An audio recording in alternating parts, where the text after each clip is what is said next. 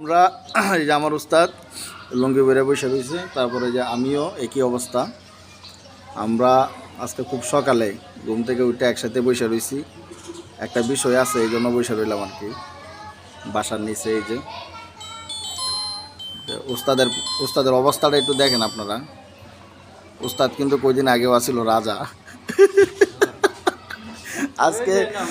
আজকে উস্তাদের অবস্থা আর আমার অবস্থা বেশি একটা পার্থক্য নাই।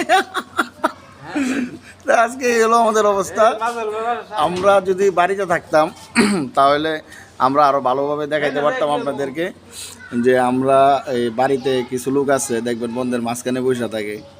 এখন আমি তো বুঝাইতে পারতাছি কি না কি ভাবটা, এক প্রকার বাদামিয়া মানুষ যেরকম আর কি।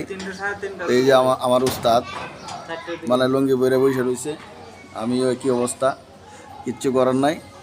রিপন মিয়ার মতো বলতে হয়, এটাই বাস্তব, কিন্তু হাসিটা আর দিতে পারলাম না। যাই হোক, ঠিক আছে, ভালো থাকেন সবাই, আল্লাহ হাফেজ।